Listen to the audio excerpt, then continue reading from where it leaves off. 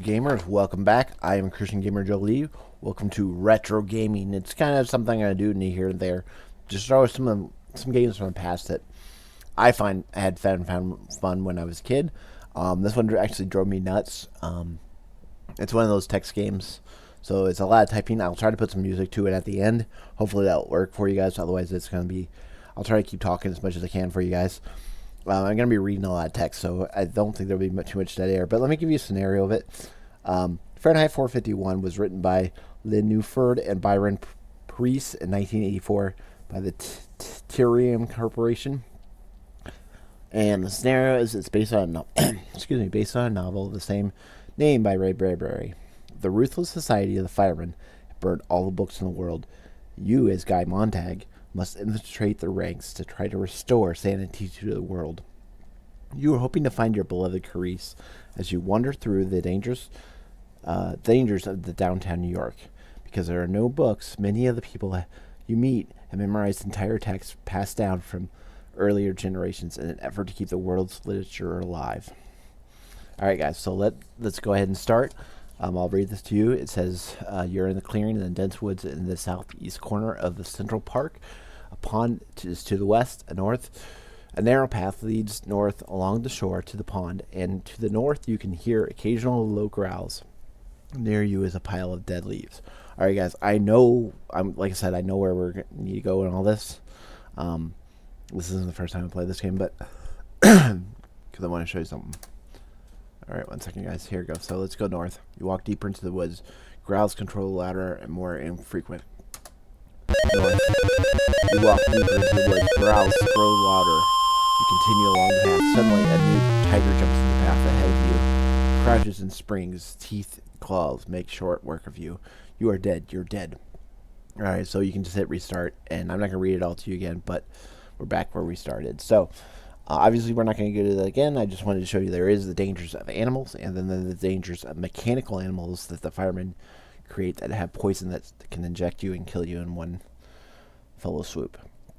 Alright, so let's just go ahead, and we're going to start here. We're going to examine the pile of leaves. Sorry about my typing here, guys, if it's not perfect. Alright, under the leaves you see an old rusted grate set into a patch of broken concrete. So we're going to open grate. So, with scraping sound of metal against concrete, the grating jerks free. You set aside a drain pipe which a metal ladder fixed to one side descends into the darkness. So let's go down. Alright, you start going down the ladder. Partway down the ladder breaks loose and you fall. You are in the ancient concrete drain pipe that extends to the darkness northwest and southeast. So, obviously when you're first playing this game, you're like, okay, well, where do I go now? Well, that is a good question. So let's go ahead and we're just going to solve that problem. Right now I'm going to just go southwest. Oh, southeast. Sorry, guys. There we go. You walk a short distance. The tunnel leads to an existing pipe with a ladder. A little light flares from above the edge of the cover to the top of the pipe, so we'll go up. Alright. You climb to the ladder and push open the heavy metal manhole cover at the top. You climb out and replace the cover. You are on the top plaza at the northwest corner of the 5th Avenue and the Central Park South. There's a subway sign over the steps leading to an old underground conduit. An old building with an ornate entrance is to the southwest. Near you to the south is a large stone fountain. So let's go ahead and we will go... Excuse me, guys. Southwest.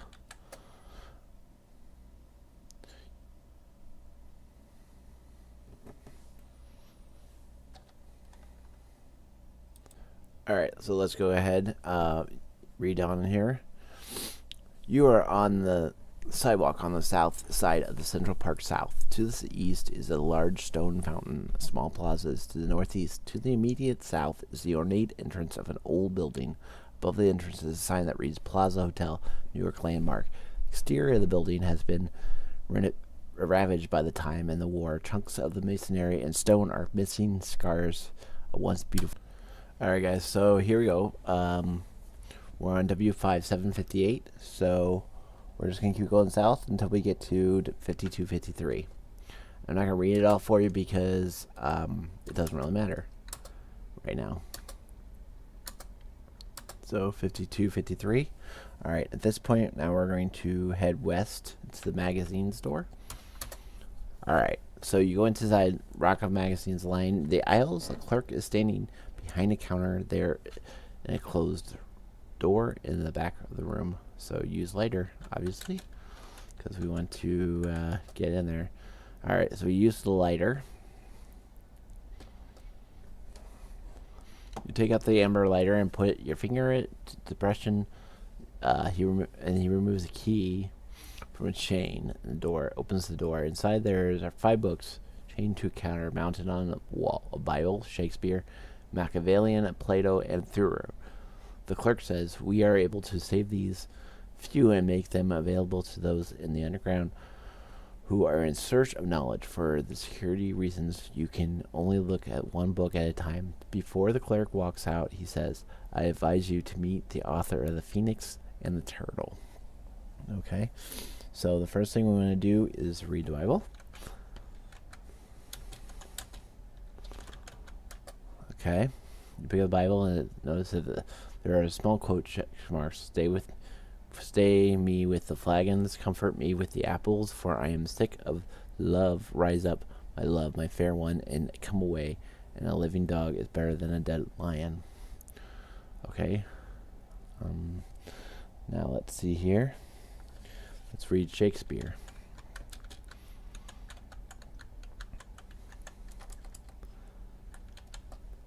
Alright, you pick up the thick volume and it falls open to page 451. Part of the selection of the book listing many of the Shakespeare's famous lines. You see 3 lines highlighted with the light underneath them. Give every man thy ear, but few thy voice. Look how my ring encompasseth thee, thy finger, and nothing cometh amiss, so money cometh withal. Can't understand that. Okay, I accidentally hit enter, guys. So, alright, so then the next thing we need to do, one second here, guys. So the next thing, okay, sorry about that. So the next thing I'm going to do, I need to check something on the recording. So we know the 3 quotes, so we need to go east, which will take us back. Alright. Alright, so you're back on the sidewalk, 5253, which is good. That's where we want to be. So now let's go, we're going to go to W4445. Again, I'm not going to read this to you because we'll probably be reading some of it later. Alright, so we're at W4445. In front of the entrance, a massive building of white stone. Engraved in the stone above the entrance are Fireman's Trust Bank. Nearby on the sidewalk, a ramp opens up to the closed walkway over the 5th Avenue. Alright, so we did that, which is good. Now we're going to go up the ramp. So we hit up. You go up the ramp and onto the walkway. The walkway is a graceful, sloping metal ramp with a curated surface for the traction. Structure is completely enclosed by a plastic glass shell, but the sides of the shell are opaque. Sorry about that, guys. Alright, so let's go east. Alright.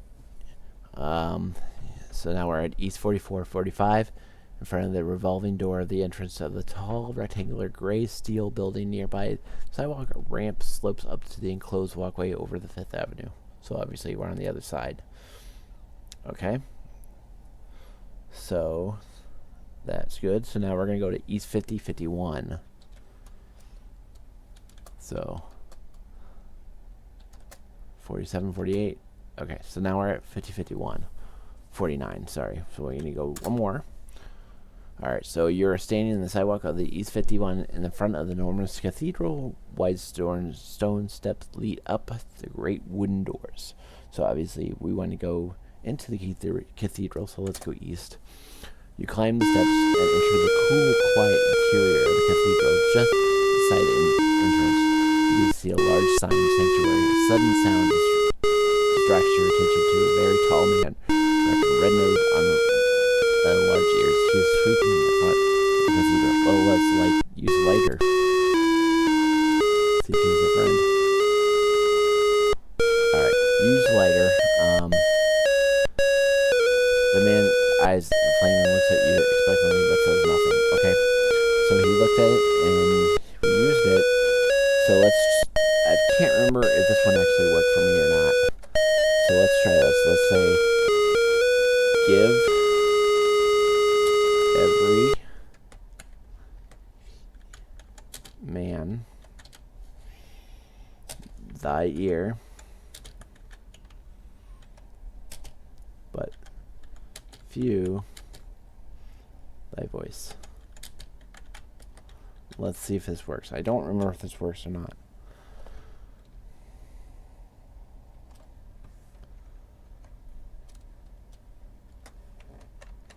And I think, you know what? I think I remember why. I think I remember you can't. I tried to do it in quotes, and I think that's my problem.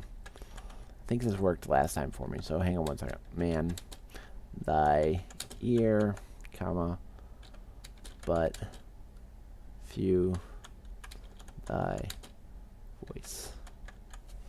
Alright, so let's try that.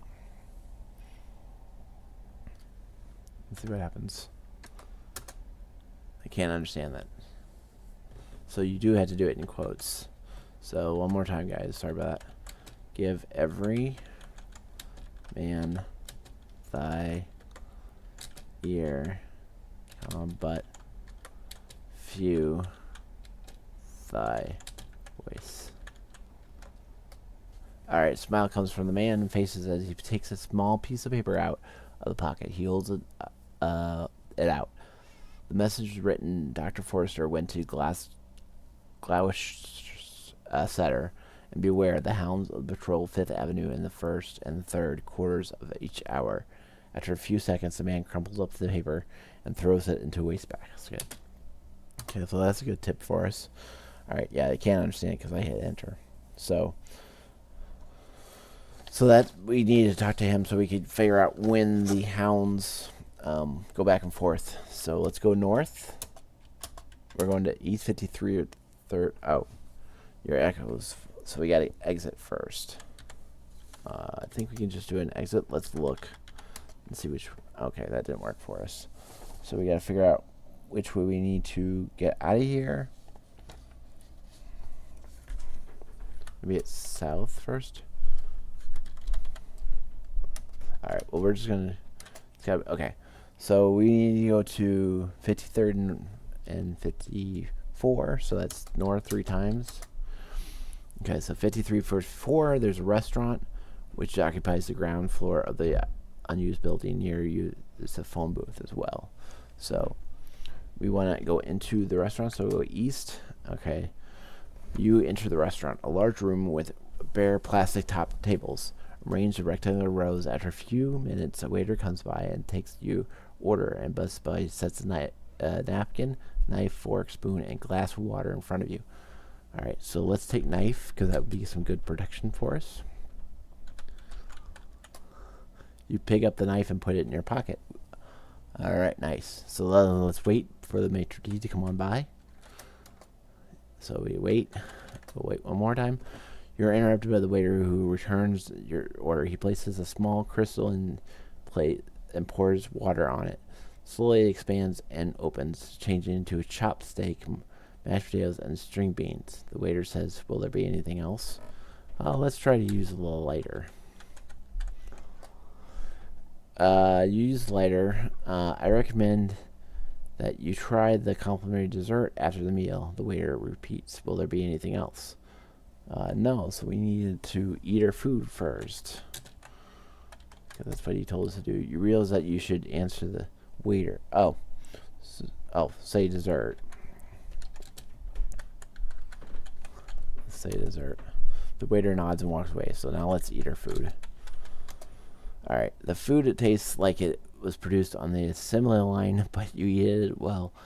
The waiter returns and places a small plate in front of you, and he says, with our compliments. Then he leaves on the plate in front of you a pale brown fortune cookie. So let's eat the cookie. So let's call it dessert. You try, but you're not able to do that. Okay, eat cookie. You break open the cookie and extract the small slip of paper inside the fortune. It's a strange one. Stay me with flagons, comfort me with apples, for I am a stick of love. You crumple it and put it into plate. Okay, so that's going to be another tip for us. All right, so let's go ahead and go on out. So we're going to go west. We're going to go north. We're going to Glass World. You're on the sidewalk of East 55th and 56th, in the front of the entrance of the glass skyscraper sign above in the entrance to this Glass World. On the sidewalk near you is a phone booth. All right, so we want to go into Glass World. So let's go ahead and let's go south. Oh, sorry, I don't think we want to go south. Let me go back. Glass World. So enter glass. Okay, you can't understand that. I gotta remember what I need to say to get into the Glass World.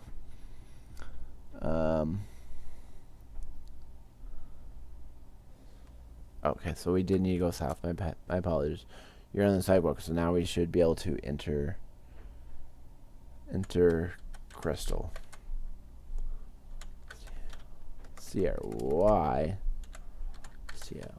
Okay, let's try it. Okay, so that's not it. You're on the sidewalk. Glassing sign above the entrance. So it's got to be to the west of us. You're on the 5th Avenue near your manhole. Okay, so that wasn't it. Oh. Alright, I just got eaten by the hound. So let's try running. Okay, I'm dead. So that's why this game can get frustrating, guys. Alright, guys, let's go ahead and enter Glass World. So, enter Glass World. We push through the revolving door and enter a large, high ceiling, well-lit space. The north and east walls are lined in shelves and cabinets showing an exhibit of artistic glasswork, both antiques and contemporary. The central area is fenced off. Inside the fenced, our modern workshop has been set up, and an artisan is at work to the south. A huge glass crystal stands to the floor. You see a woman wearing a pair of thick lens glasses emerge from an opening in the crystal and walk. Excuse me, guys. I gotta figure out where we were. That's the only thing sometimes this text does. It throws you off.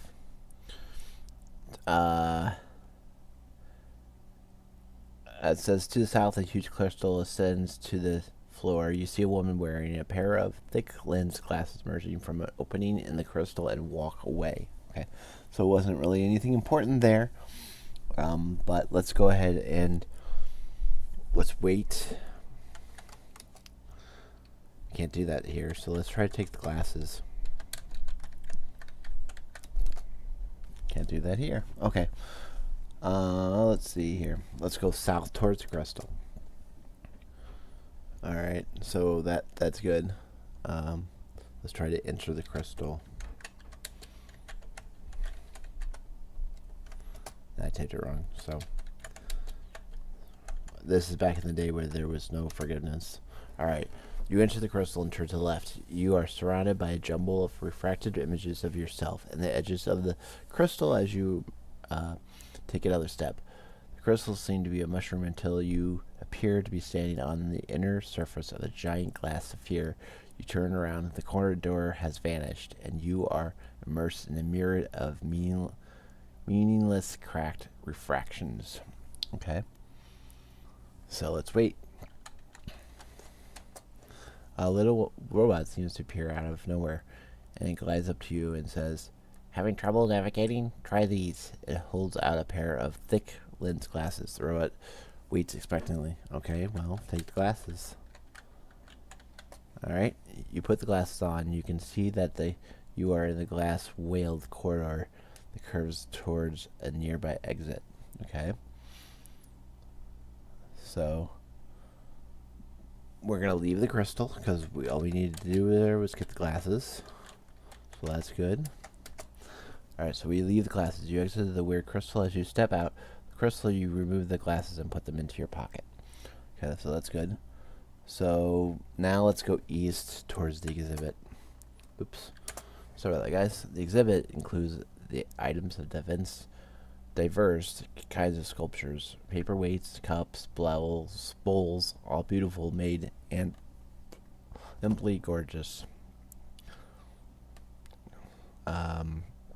One sculpture in particular catches your eyes, and an intricate carved glass block showing a woman dressed in the flowing white robes entering the big library at the 42nd Street. That might be interesting. Alright, so let's talk to the man.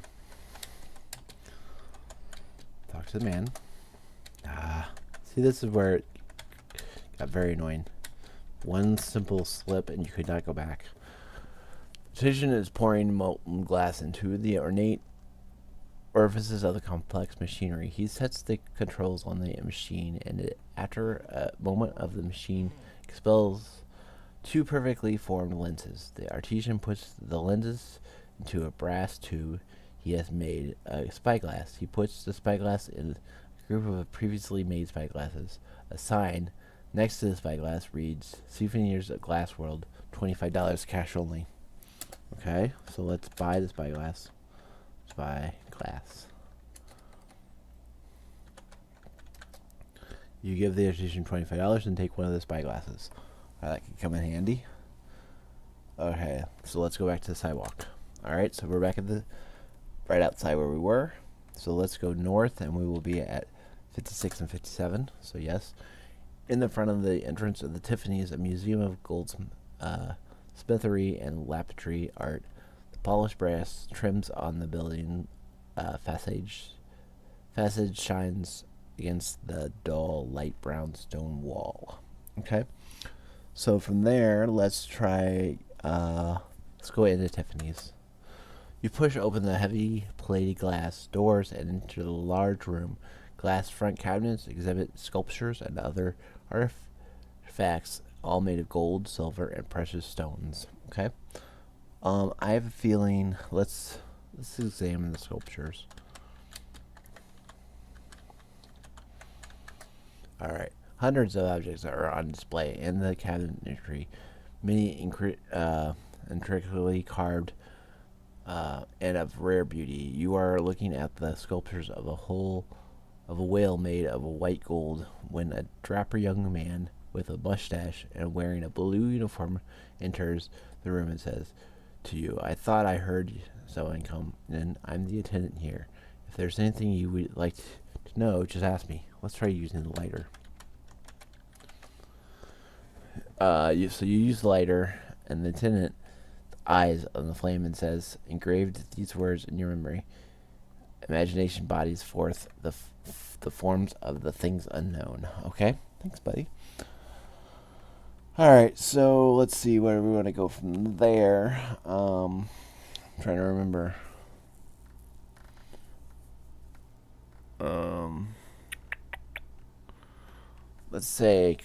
Let's talk to him here and say, "Call me Ishmael." So, Ishmael. If I have that spelled right.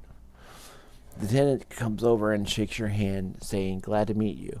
Ishmael, he takes you small metal object out of his pocket and gives it to you.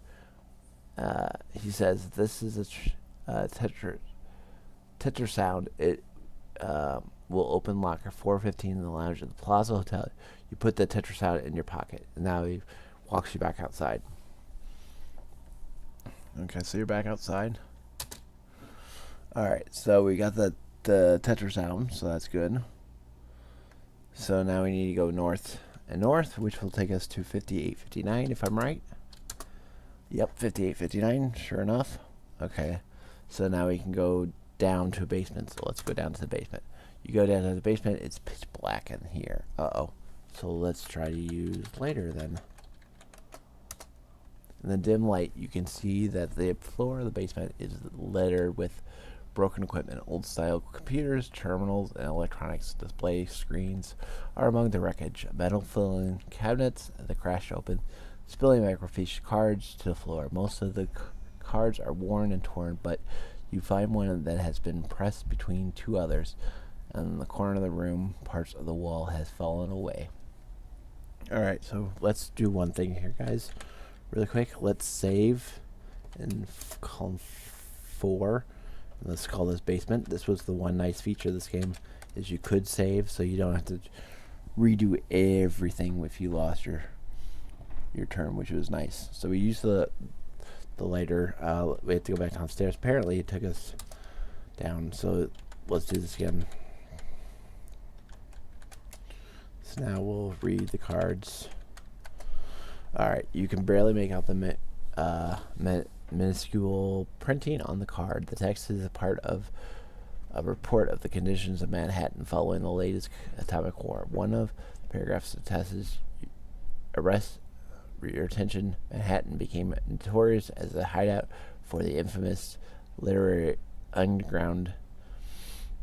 To guard against the Depression's 451 Corps transferred the contents of the main library on the 42nd Street to the microcassettes and then burned all the old volumes. The microcassettes are secured in the vaults of the library building. Sounds like we need to go to the library building. What do you guys think? Alright, so we did that. So let's look at the time. This is one nice feature. You can always look at the time and it'll always tell you it's August 9th, 2067, 2:13. So that'll always tell you what time it is. Alright, so let's go west. Alright, we can't go west. Oh, we can go up. Now let's go west and west. Alright, so now we're back at the hotel. So that's good, guys. We wanted to be back at the hotel by the stone fountain. So now let's go west. So we're at 5758. That's correct. So we're good there. Alright, so now we're at the 5758. So then from there, what we wanted to do, if we want to go west, which would be the hospital. The hospital entrance slides open automatically, and you go to the doctors, nurses, and the order lines walk rapidly and silently on the soft-soled shoes across the desk. Nurse is sitting in the chair set into a grooved track. She glides back and forth behind the desk, answering the telephone and receiving and dispatching messages in a small vial through pneumatic tubes. In a corner of the room, another nurse is sitting in a glass-walled surf office with a sign saying admitting. You enter that office and sit down. The nurse says, "Can I help you?"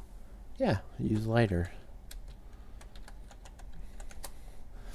Use lighter, and she says, "Write these down. I'll give you this. I'll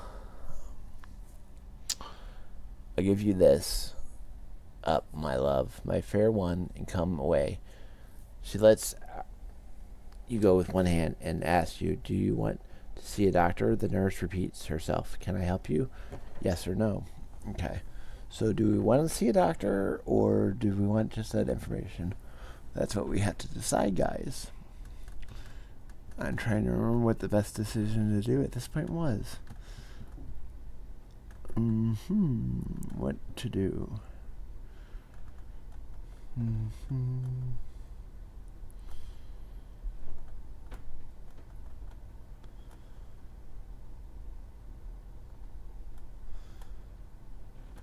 Okay. So we need to say something to her, I think. So what we wanted to do, if my memory serves me right. And the quote, I believe, we wanted to do is about the Flagoons. So, let me see. I have these written down, so I gotta remember which quote that was. Alright. It was stay with me, Flagons, comma, comfort me with apples,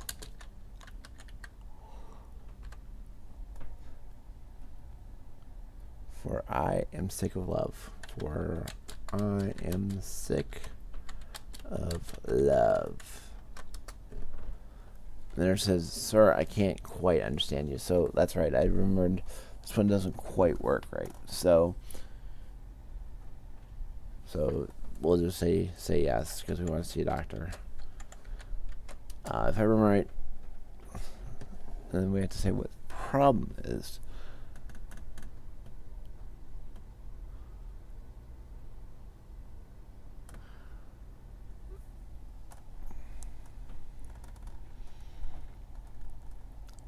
Maybe we can say it now. Let's try that. So let's try it. Say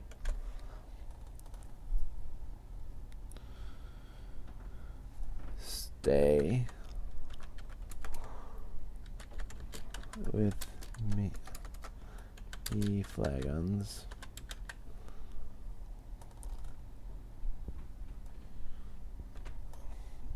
Okay. Comfort me.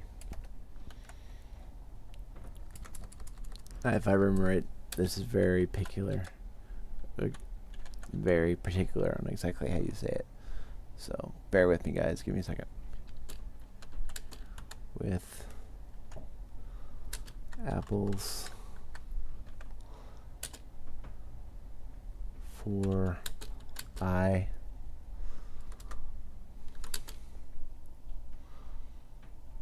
am sick of love.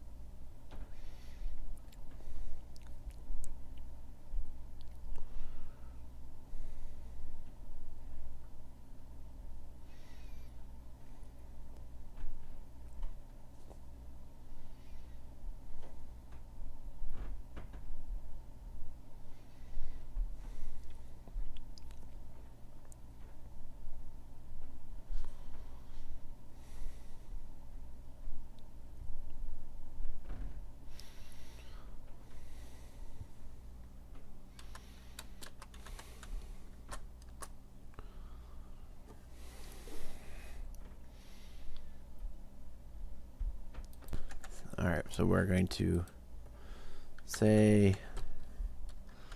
and you gotta put it in quotes, say yes. Alright. The nurse summons an orderly. They help you. You sit down in an engravery chair, and the orderly guides you into an elevator. He takes you to the treatment. In the treatment room, an orderly helps you into the engraving chair and onto the resilient surface with a large machine that looms over you. Then the orderly leaves. The machine is covered with meters, dials, and switches. The only other object in the room is a large metal cabinet.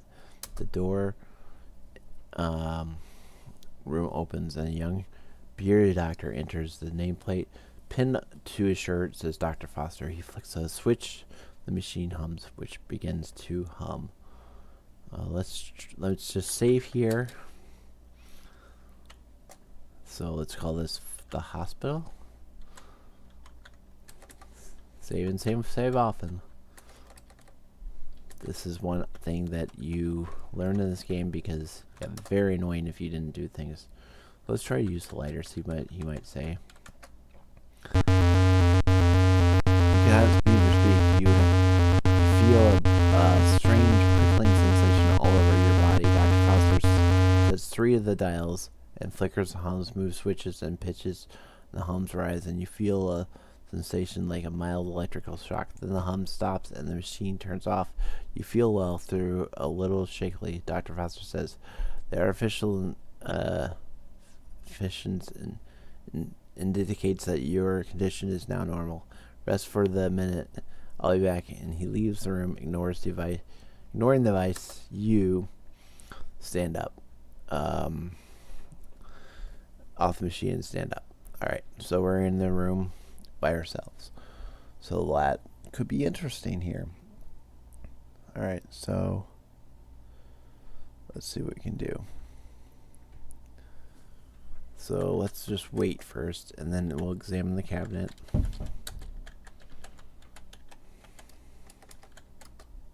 Alright, it's an ordinary white metal cabinet. You tried to open the door, but it's locked and you don't have the key. On the cabinet, near the base of the cabinet, you see a paper clip. So let's take paper clip. Yeah, see I didn't P-A-P-E-R. See, I didn't put the dash in there. It's that Dr. Foster. It's very picky. Went to Glucestr. Now we can quote it. Dr. Foster laughs and completes the rhyme. In the shower of the rain, he stepped into a puddle out of the middle and never went there again. He takes out something out of his pocket and says, I see you met our friend in the cathedral. Please show me your ID so I can make your chemetic match. Okay. So we need an ID, obviously. So let's show him your ID. Show ID. Dr. Foster's image your ID, then shows you the object that he took out of his pocket. It looks like a digital wristwatch with a miniature keyboard of letters and numbers. He says, this is your key match. He wraps it around your wrist, presses 6 of the keys, reads the display, and then presses the 7th key. After a moment, a tiny light in the display begins to flash. Dr. Foster removes the chemidexter from your wrist and says, stay a while if you like. There's something I must attend to. He places the chemidexter in the cabinet and locks the door again. Then he leaves. Okay, so he just left us. So we gotta figure out what we want to do from here. Alright, so let's see if maybe we can open the cabinet now, since he put it in there. Open. Alright. Open cabinet. Sometimes it helps you, which is nice. Paper clip. Nothing happens. Apparently when I said that's not gonna work. Apparently when I said to take the paper clip, it didn't work because the doctor came in, so I had to take the paper clip, as you can see, and now I can open it. So I had to check my inventory, which you type inventory, and then I saw I didn't have it. Straighten out the paper clip and use it to pick the lock. You open the door and take out the chemidexter and put it in your pocket. Okay, so now we got the chemidexter, which is good, which is basically what he told us he was going to do because he walked out of the room. So let's leave the hospital.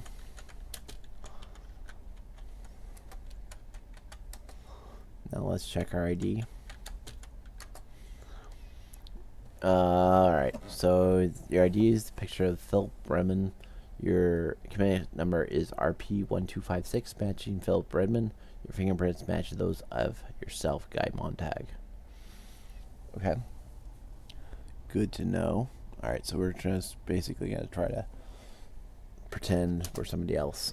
You're at the sidewalk of 56, 57 in front of the skyscraper. The enormous, tall, and slender steel glass tower top of the building narrows to a blunt needle capped by an invisible glass dome. The entrance in the archway framing a low-powered energy screen that keeps out the wind and weather. Okay. So we'll go west into the lobby. You walk through the energy screen and into a spacious lobby. The walls are of green marble and streaked with white. Hidden projectors in the ceiling throw a shimmering light in the walls, making them appear covered with a glistening liquid. A sign stands on the tripod in front of the elevator. Okay. So let's read the sign. Read sign. Alright, this tower was constructed the following the war, and it commemorates the rising of a city like the phoenix from the ashes. A breathtaking view of the newborn metropolis may be had from the observation deck, which can be reached via the elevator. So let's enter elevator.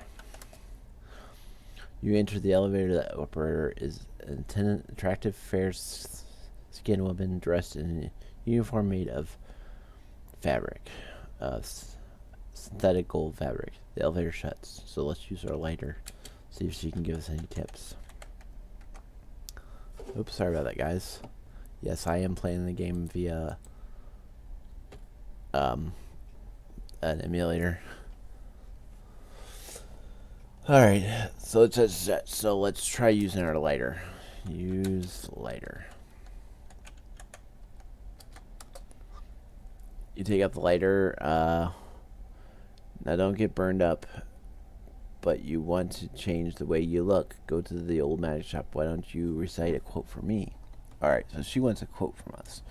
So let me look through my quotes and see what would be a good quote to give her. Let's say this quote to her. Rise up, my love, my fair one.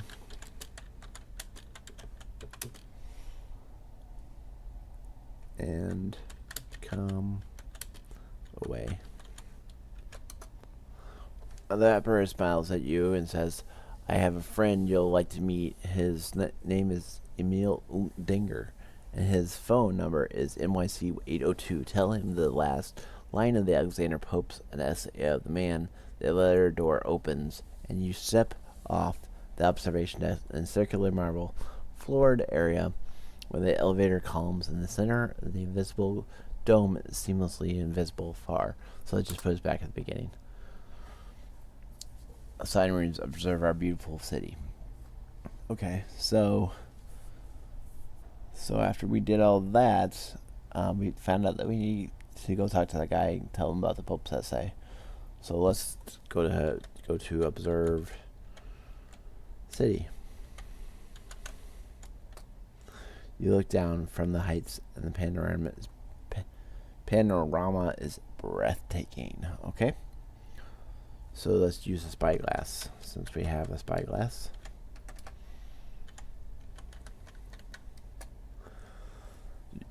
You look through the spyglass. Your eye is caught by a reflection in the shell of an enclosed walkway across the 5th between the 44th and 45th Street.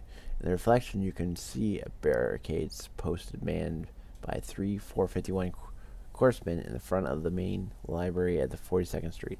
4051, a lieutenant is checking the papers, fingerprints of a person who has approached the post. He walks alongside the walkway towards the library steps. Okay. So that's good to know. So let's enter the elevator.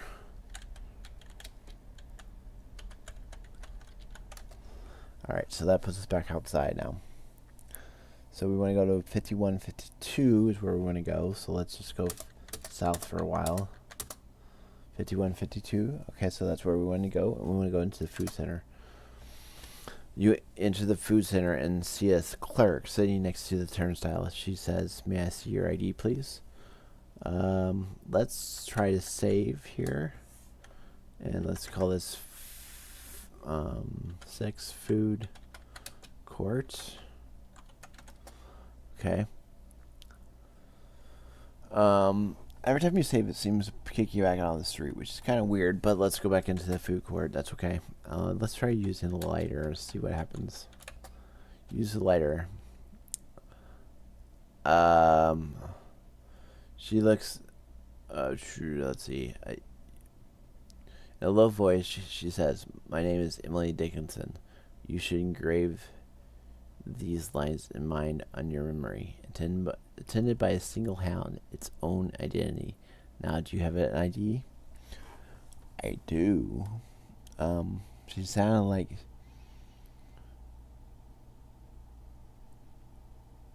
So, but our Face ID don't match yet, so let's go out of there because it won't match. So you gotta go to 4748. Let's go into the jewelry store. You push open the doors and then enter into the contrast to the dazzling exterior. The interior of the Emporium is strikingly starkly simple through this still whispering ritually of money. The pearly gray carpet, the mahogany counter varnished to a mirror-like finish, reflecting the black-suited, silver-haired clerk. The guards sleeking dressed in a form-fitting dark red coverall with a stun gun in a shiny black leather holster strapped to his side. All bespeak the wealth and the power of those who habituate the store.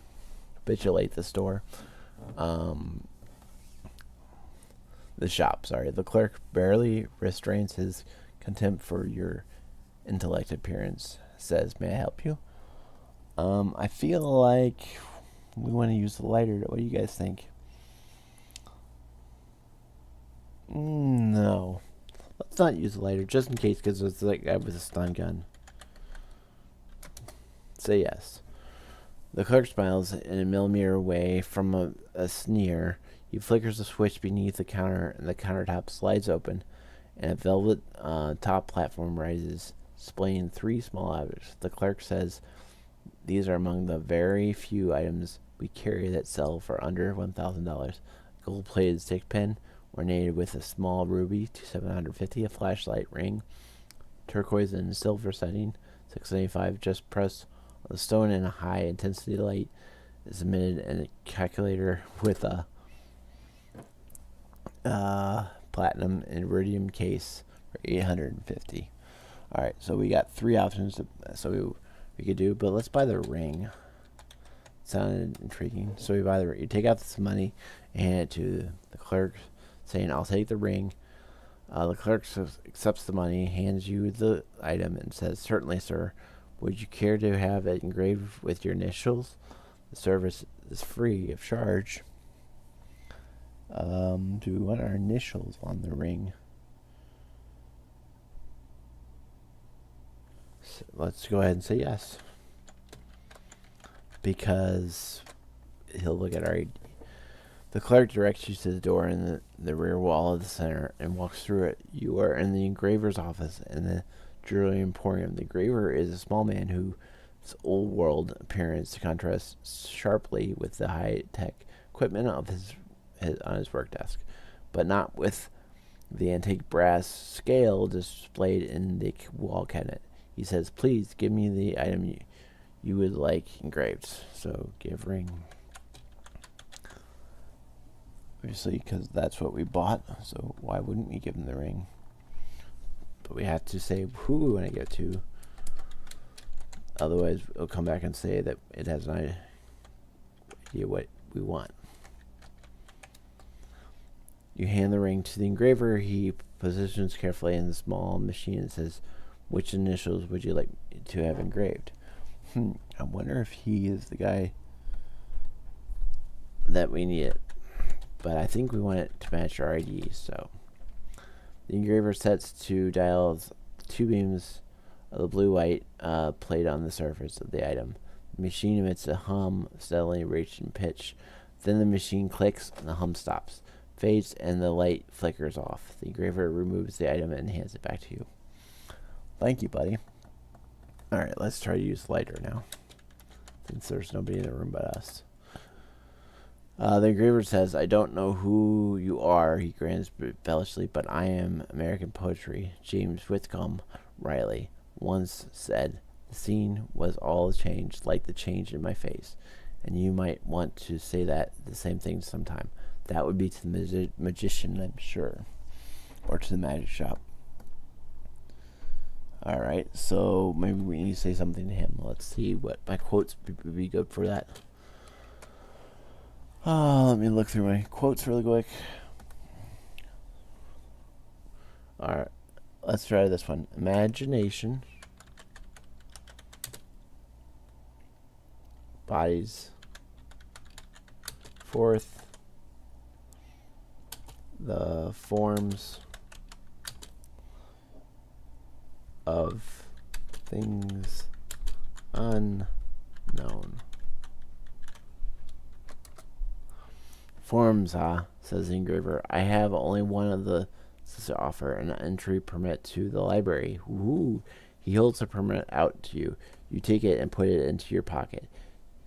You realize that it's an incriminating document, and if it's found on you, you better be prepared to prove you're authorized to have it.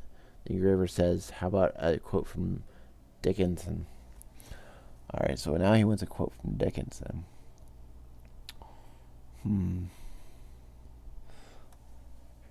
Alright, let's try this. This is one I have that I marked as Dickinson, so hopefully this is right. Attended by a single hound. Its own identity.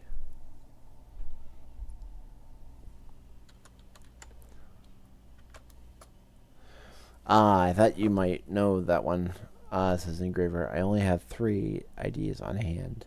Who would you like to be, Charles Caron, Douglas Tesco, or Lester Lang?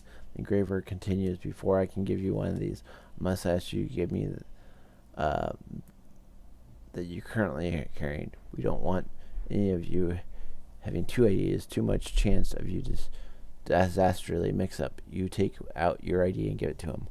Alright, so who do we want to be? Let's be the Charles Kermon. So let's say get Kermon. The engraver is waiting for you to say, oh, alright, I said it wrong. Alright, say Kermon. He hands you the new ID and says, remember to change your face before you use this. Of course, your current connect doesn't match the ID either. It's in all likelihood, so be careful. Okay. So let's go back to the sidewalk. Alright, so now we want to go to West 44 and 45. So 44 and 45. In front of the entrance of a massive, we've already been here, so this is where the Trust Bank, oh no, this is the bank. We haven't been here yet. And then we can go up. We've been here at a different time earlier on in the game, but not recently. So let's go west into the bank. You enter the bank to the south. Clerk stands behind the counter. To the north is a cash machine. To the west is a waiting area with seats. Alright, so let's go south. You go to the clerk. He says, good day. Please give me your bank card. Okay. Alright, so let's try just saying something. Let's not use our lighter because there's too many people here. And this one seems like a good quote for bank. Alright, so, oops, sorry guys. Say, nothing comes amiss. I'm sorry, nothing comes amiss, so money comes neither. That seems appropriate. What did you think? Okay, so I said it wrong. Sorry. Let's try this again. Nothing comes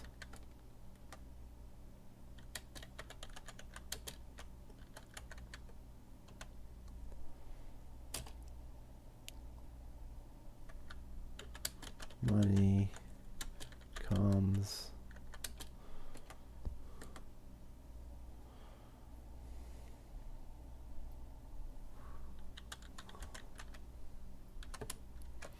it's withal, not idle. All right, the clerk says, "Certainly, sir. I understand perfectly." He leaves for a few minutes, returns with a bank card, and gives it to you. Under his breath, he says, "We'll keep 1,000 in your account at all times. Your personal word is Tim Burlor." You walk back to the middle of the room. All right, sounds like we got some money here. So let's go to the cash machine. You go up to the cash machine and insert your bank card. Translucent plastic, your privacy shell rises out from the floor to enclose you. What is your personal word? So let's say it. Say Timblor. That was TEMBLOR, I believe. That's how we spell it.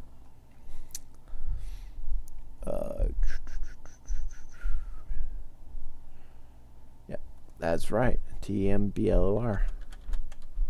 I wrote it down. Sorry, guys. The robotic voice says, "You have a balance of 1,000 in your account. How much do you want?" All right, so let's see. It's probably going to be expensive to change your name, I would assume. So why not say 1,000? We can bribe some people with that money. A panel of the machine opens up. A tray slides out, bearing currency. You take the money and remove your card. The privacy shell withdraws into the floor, and you walk away from the machine. Nice. So we just got $1,000, guys. Wish it was that easy in the real world. All right, let's go back to the sidewalk. All right, so we're back up the sidewalk. Let's go up the ramp. All right, now that we're up the ramp, let's go to the other side of the street. Now that we're other side of the street, let's go north. We're going to go north, and then we're going to go east. All right, so you crawl through a window. The interior of the building is dark and musty. You hear rustling, and suddenly a large rat crosses your path. As your eyes adjust to the light, you see that you are in a large square room, and you can see a mural covering with grime on the east wall. All right, so the grime on the east wall. So let's examine the mural. Examine the mural. The mural appears to be a very old, perhaps left by the WPA of the 1930s. The corner of the room in the dim light reflects a slight glint of metal. Let's examine the metal. Alright, you see the small metal speaker. It looks like the type used in some apartment buildings. Okay, so we got a speaker.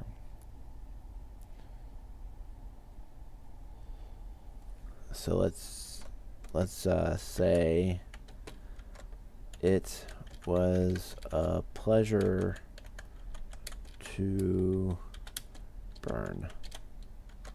Hope this doesn't hurt us. Suddenly the floor moves. The corner of the room in which you were standing was actually a revolving door. You were pressed against the wall as it turns. The door stops. Suddenly it started.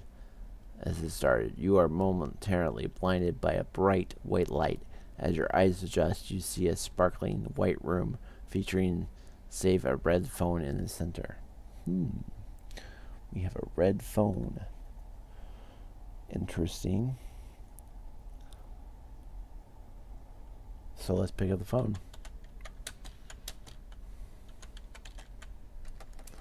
If you can type right. Okay, yeah. Pick up phone. There you go. You pick up the phone and hear a voice. "Hello, I'm Ray. Some call me Experiment in Simulated Personality. Others call me Ray. I'm here to give you help." Okay, I didn't even get to read all that. Alright, so obviously he's there to help us do something.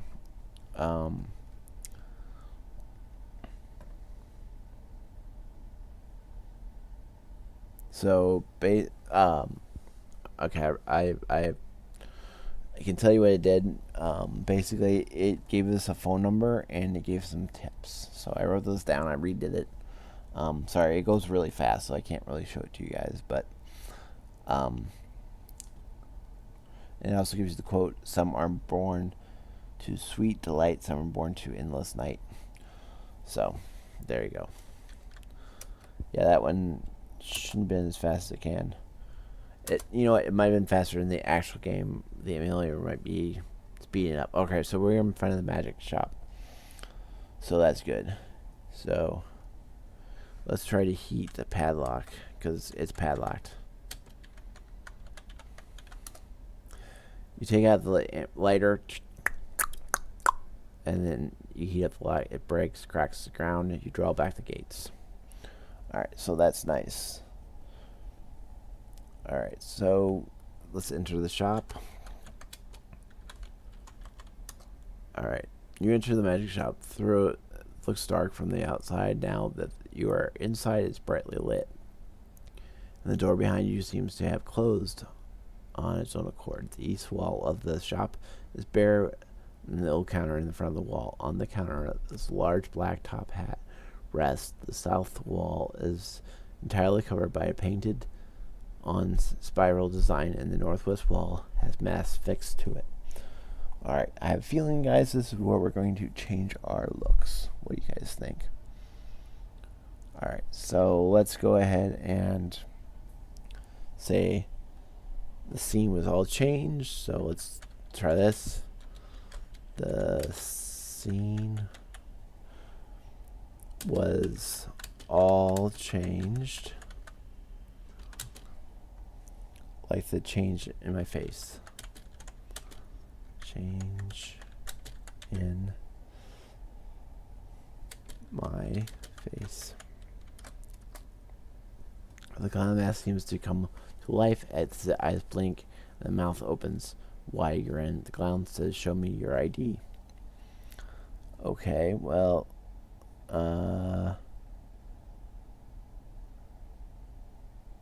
let's show the ID. The lioness mask slinks into the wall and turns out inside out, leaving a hole into which you can put your face. Okay.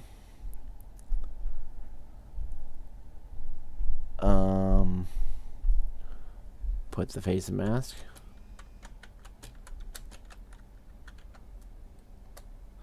You put your face and mask, which molds itself onto your skin. You step back and feel your face with your fingers. The mask on the wall pops right side out again. Okay, so we changed our face now, so now our face matches our ID, so let's check it. Everything matched, so let's leave the shop. Okay, from here we're gonna go south. We're gonna go east. Actually, let's go north one more time.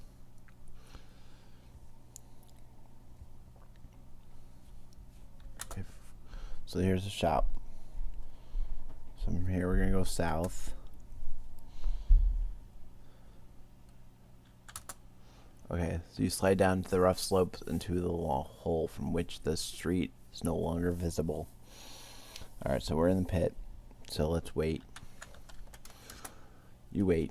Let's wait some more.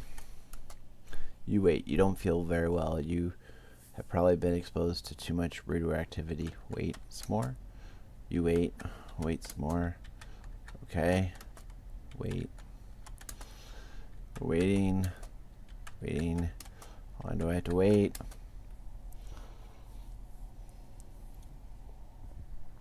Okay, let's keep waiting. Wait. Wait. Wait. Okay. There's something clearly not right because shouldn't have to wait this long, I don't think.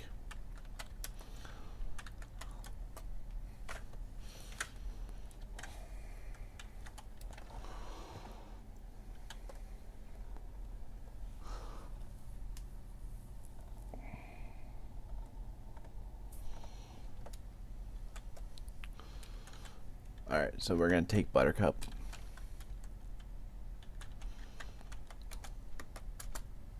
Take the Buttercup and put it into your pocket. Briefly, you think of Clarice. Alright, so let's go northeast. And you climb down into the wreckage and come in a shattered concrete structure near a set of steps leading downward to an underground conduit, a broken sign lane to the subway. Subway maintenance worker. Enters the station pulling a large wheeled machine begins to vacuum the platform. The noise is terrific. Fills the space. He works his way closer to you. Alright. Now let's just wait, because there should be, I would think, a train coming. Alright, you wait. A train roars into the station and grinds to a halt. Doors open.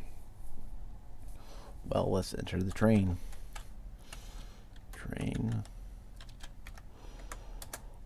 Alright, the interior of the ancient subway car is ruins of chipped orange plastic and tinted metal. The windows have been sealed shut and covered with wire mesh. The hum of the air conditioner makes your teeth vibrate, and the temperature is at least 10 degrees too cold. A video camera mounted in the corner of the car stares at you unblinkingly. That's probably not a good thing. So let's wait. I think we want to go to the first station. The door squeeze shut and the subway jolts. The short ride brings you to the station. Jarring halts the doors. You hear the sound of a heavy-footed. Before you can do anything, you are surrounded by armed patrols of firemen. The sergeant puts his hands on you. Give me your ID. Well, that's not good, guys, because we can't do anything. You realize you have a little choice but to give your ID. Show ID. We're done. You're on the 5th Avenue near the manhole east-west building and other structures line. 5960. So he kicked us out of the station is all he did, which is a surprise because I thought we would be dead. But let's see if we can get back there. Okay. Mechanical guy, so we're gonna just cheat and not cheat, but we're just gonna restore. Alright, so basically we have to go back to the bank, which is not a big deal. Let's just take a quick look. I think we already have our money. Count money. $1,280, so yes we do. Okay. Check ID. So our name and our picture already masked. So that good? That's good. So we already masked. That works. So let's go south and south.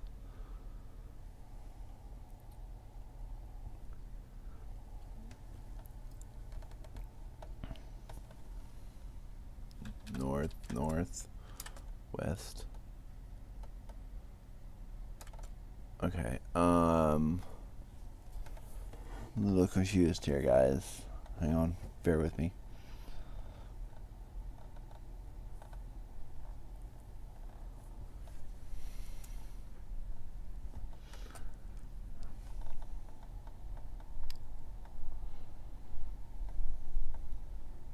Oh, hang on.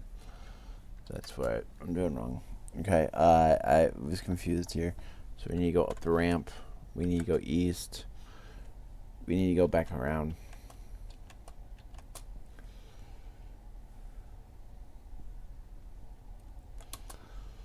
So we have to do this. Examine mural. And say it was a pleasure to burn. Okay. It's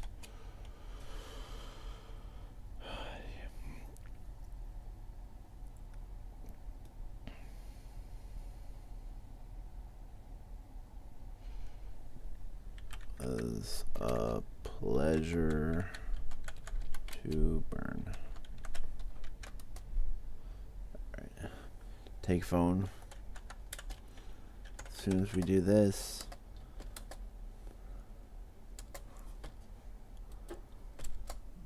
we're just waiting for the. There we go. Alright. So this is where we wanted to go south, south. So we get to the magic shop. We've already been in the magic shop, so we'll go south, then east. Okay, so this is where we slid down, so then we're going to go northeast, down, and wait. Enter train.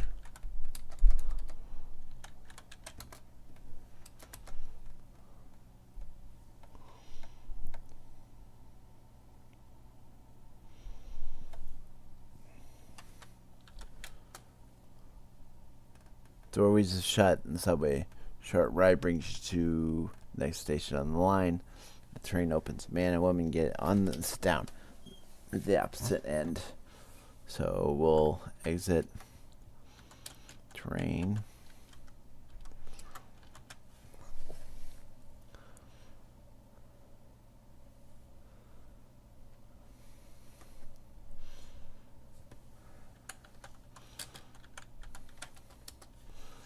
Okay, you are standing in the subway station. Large patches of bare plaster exposed on the walls. Mold covers the ceilings. A river of garbage flowing south between tracks, which are to the west. To the east, stairs lays outside. A floating video camera scans the platform. Unintelligibly, announcements crackle forth on the loudspeaker mounted high on the wall. The atmosphere is tense, which is to the west. To the east, stairs lead outside. A floating video camera. Aware of that. This guy begins to vacuum. He works his way closer.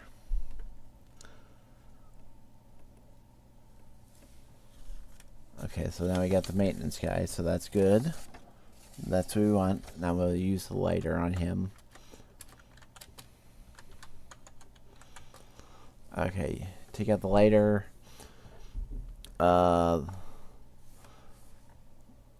Let's see what he has to say here. Light catches the subway's worker's eyes. He works his way towards you. It crashes down with the machine blocking the video camera's view. He speaks to you at the corner of his mouth. You could do yourself some good by finding the data stream in the basement. On East 58th. Also, call me Ishmael. Might come in handy sometime. Okay. Actually, it already did come in handy, buddy, but thank you. Alright, so let's see what we want to do. Alright, so we're going to wait for another train. Let's just save. I feel like a save might be a good idea. Train. Alright.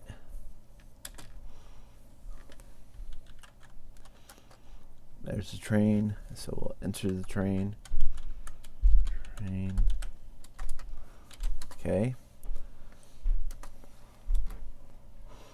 Alright, so we entered the train, so we're on the train, so now we gotta wait for the train to get to the next station. And let's see, there's conductor. He's wearing a large glittering ring on his right index finger. Okay, that's good for us to know, I guess. Show your ID.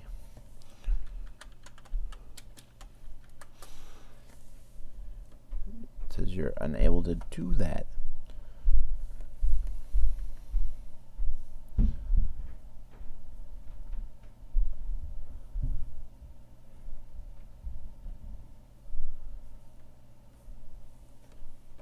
So we'll just wait.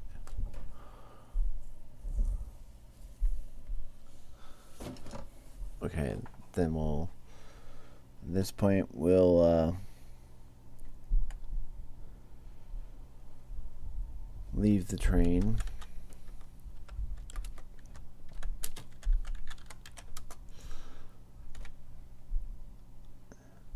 Okay, so now we're going to leave the train. And then we're going to go back up.